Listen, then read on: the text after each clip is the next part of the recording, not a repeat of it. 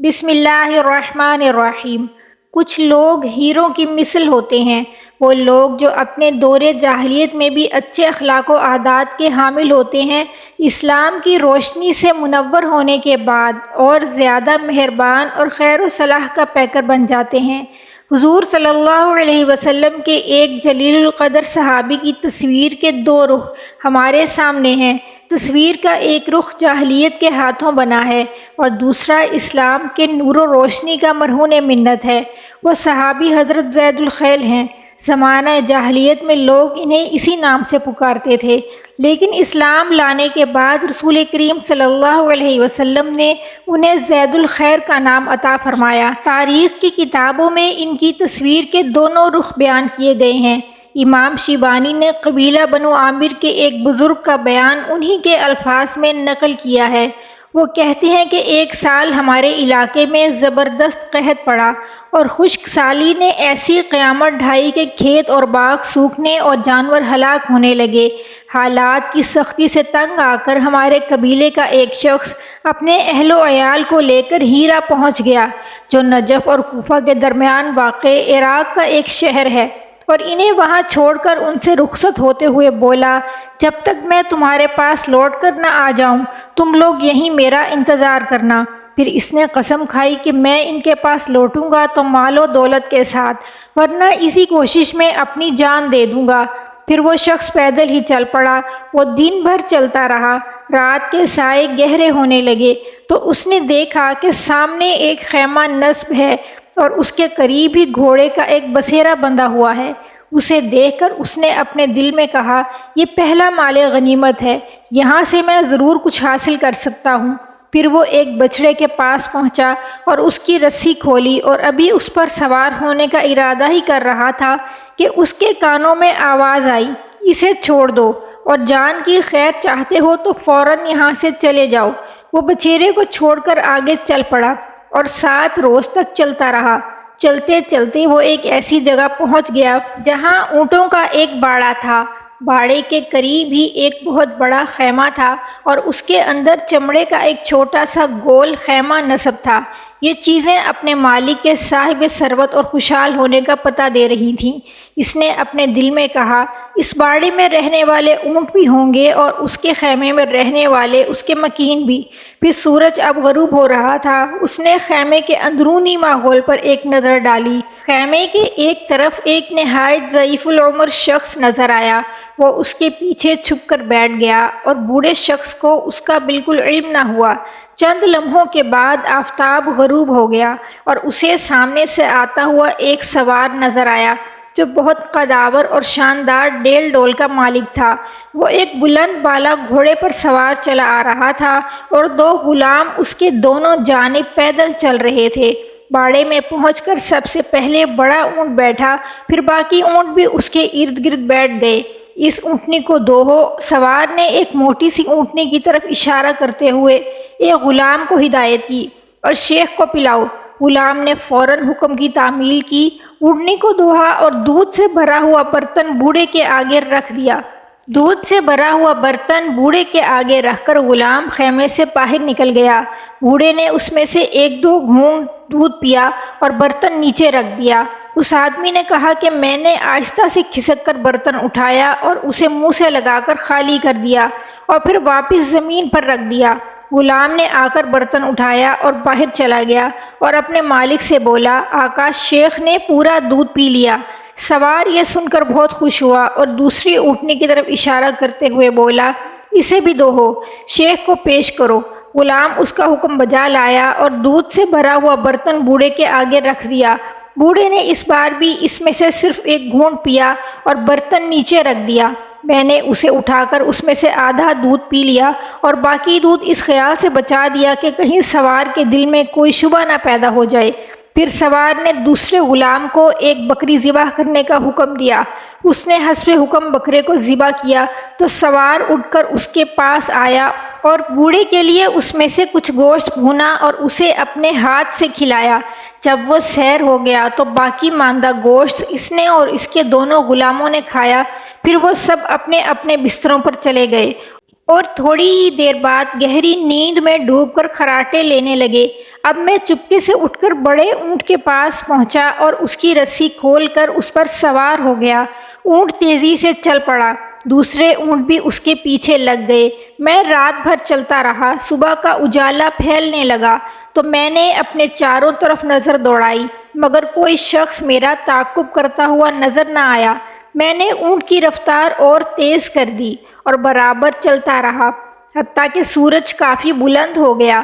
میں نے ایک بار پھر پیچھے مڑ کر دیکھا تو دور فاصلے پر کوئی چیز حرکت کرتی نظر آئی۔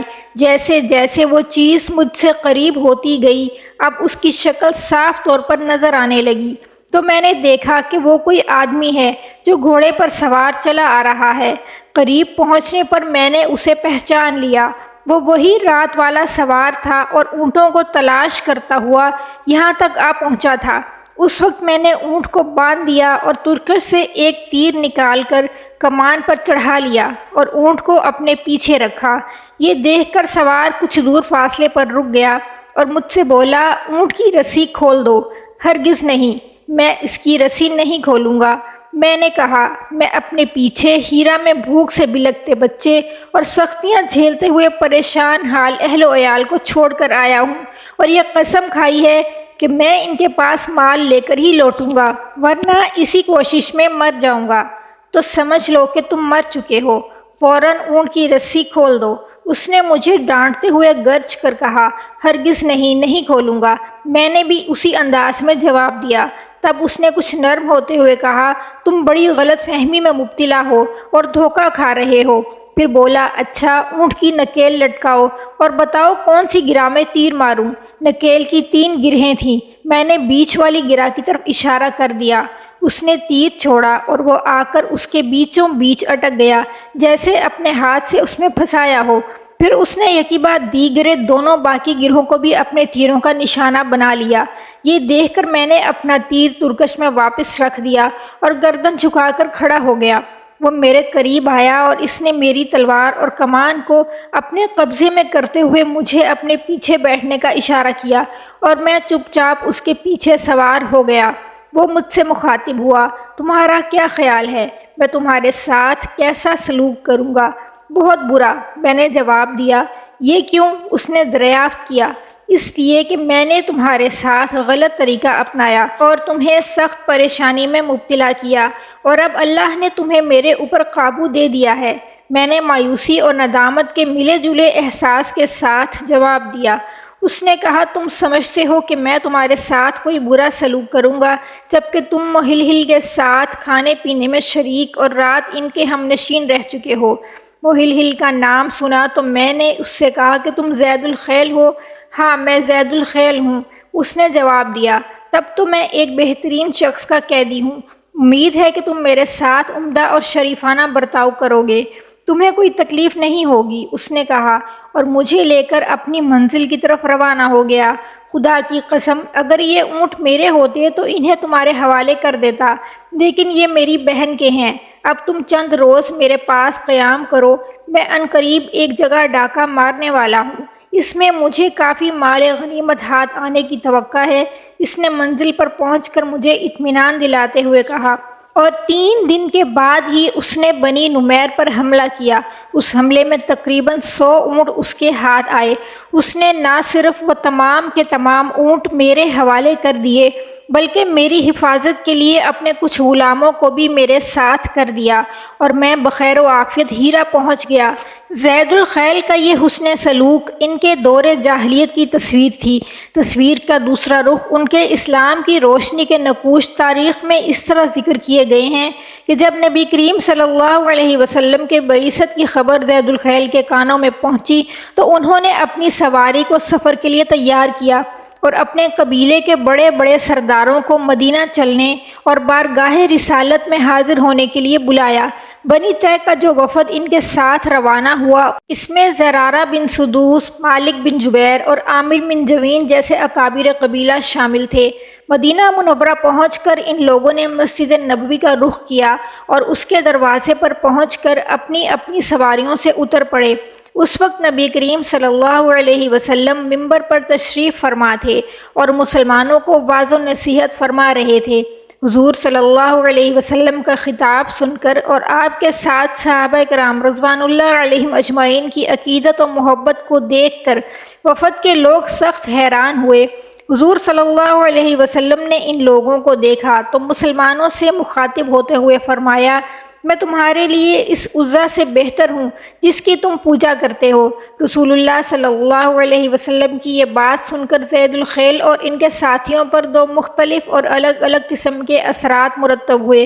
کچھ لوگوں نے حق کی اس دعوت پر لبیک کہا اور آگے بڑھ کر اسے قبول کر لیا، اور کچھ لوگوں نے اس سے منہ موڑا اور اپنے تکبر کی وجہ سے اس کو قبول کرنے سے انکار کر دیا۔ زرارہ بن سدوس نے مسلمانوں کی نگاہوں میں حضور صلی اللہ علیہ وسلم کے لیے بے پناہ عقیدت و محبت کا عکس دیکھا تو وہ حسد کی آگ میں جل اٹھا اور اس کا دل کینہ سے بھر گیا۔ اس نے اپنے ساتھیوں سے کہا، میری نگاہیں ایک ایسے شخص کو دیکھ رہی ہیں جس کے آگے تمام عرب کی گردنیں جھک جائیں گی، خدا کی قسم میں ہرگز اس کی اطاعت نہیں کروں گا۔ اس کے بعد وہ شام کی طرف نکل گیا اور وہاں اس نے راہبوں کی طرح اپنا سر منڈوا کر نصرانیت اختیار کر لی۔ البتہ زید الخیل اور ان کے دوسرے ساتھیوں کا معاملہ اس سے بالکل مختلف تھا۔ حضور صلی اللہ علیہ وسلم نے جیسے ہی اپنا خطبہ ختم کیا، زید الخیل مسلمانوں کے مجمع میں کھڑے ہو گئے۔ وہ نہایت خوبصورت اور طویل القامت شخص تھے۔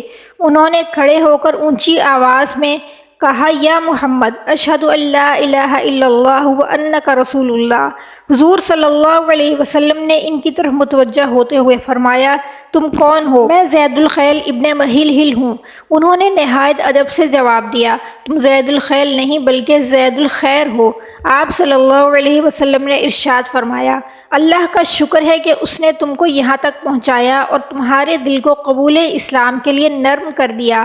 اس کے بعد وہ زید الخیر رضی اللہ تعالیٰ عنہ کے نام سے معروف ہو گئے۔ پھر حضور صلی اللہ علیہ وسلم ان کو اپنے مکان پر لے گئے۔ اس وقت آپ کے ساتھ حضرت عمر فاروق رضی اللہ تعالیٰ عنہ اور صحابہ کرام کی ایک جماعت بھی تھی۔ جب یہ لوگ گھر پہنچے تو رسول اکرم صلی اللہ علیہ وسلم نے زید الخیر رضی اللہ تعالیٰ عنہ کے بیٹھنے کے لیے ایک مسند زمین پر ڈال دی۔ حضرت زید الخیر رضی اللہ تعالیٰ عنہ نے حضور صلی اللہ علیہ وسلم کے سامنے اس پر بیٹھنے کو بے ادبی خیال کرتے ہوئے اسے حضور صلی اللہ علیہ وسلم کی طرف واپس کر دیا، اور جب سب لوگ اپنی اپنی جگہ پر بیٹھ گئے تو رسول اللہ صلی اللہ علیہ وسلم نے حضرت زید الخیر رضی اللہ تعالیٰ عنہ سے مخاطب ہو کر فرمایا، زید الخیر، تمہارے علاوہ اس سے پہلے جس کسی کے اوصاف میرے سامنے بیان کیے گئے اور بعد میں نے اس کو دیکھا تو اسے اس کے بیان کردہ اوصاف سے کمتر ہی پایا۔ پھر فرمایا، زید الخیر، تمہارے اندر دو ایسی خصلتیں ہیں جو اللہ اور اس کے رسول کے نزدیک نہایت پسندیدہ اور محبوب ہیں۔ اے اللہ کے رسول، وہ دونوں خصلتیں کون سی ہیں؟ حضرت زید الخیر نے پرشوق لہجے میں سوال کیا۔ وقار اور حلم۔ آپ صلی اللہ علیہ وسلم نے جواب دیا، اللہ کا شکر ہے کہ اس نے میرے اندر ایسی خصلتیں پیدا کی ہیں جو اس کو اور اس کے رسول کو پسند ہیں۔ حضرت زید الخیر نے نظریں جھکاتے ہوئے کہا، اور خوشی ان کے لہجے سے چھلک رہی تھی۔ پھر حضرت زید الخیر رضی اللہ تعالیٰ عنہ کے ساتھ آنے والے ان کی قوم کے تمام لوگوں نے بھی اسلام قبول کر لیا۔ جب زید الخیر رضی اللہ تعالیٰ عنہ اور ان کے ساتھیوں نے اپنے وطن نجد کی طرف واپسی کا ارادہ کیا تو رسول اکرم صلی اللہ علیہ وسلم نے انہیں رخصت کرتے ہوئے فرمایا، یہ شخص کتنا عظیم ہے، اگر یہ مدینہ کی وبا سے محفوظ رہ گیا تو آئندہ زبردست کارنامے انجام دے گا۔ اس زمانے میں مدینہ منورہ میں وبائی بخار پھیلا ہوا تھا۔ مدینہ منورہ سے روانگی کے قبل ہی حضرت زید الخیر رضی اللہ تعالیٰ عنہ اس وبائی بخار سے متاثر ہو چکے تھے۔ انہوں نے اپنے سفر میں اپنے ساتھیوں سے کہا کہ قبیلہ بنی قیس کے علاقے سے کترا کے نکل چلو، جاہلیت میں ہمارے اور ان کے درمیان زبردست مارکہ آرائیاں ہو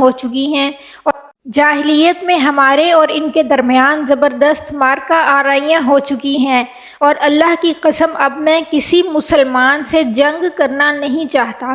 حضرت زید الخیر رضی اللہ تعالیٰ عنہ شدید بخار کے باوجود مسلسل سفر کرتے رہے۔ ان کا بخار ہر پل بڑھتا رہا۔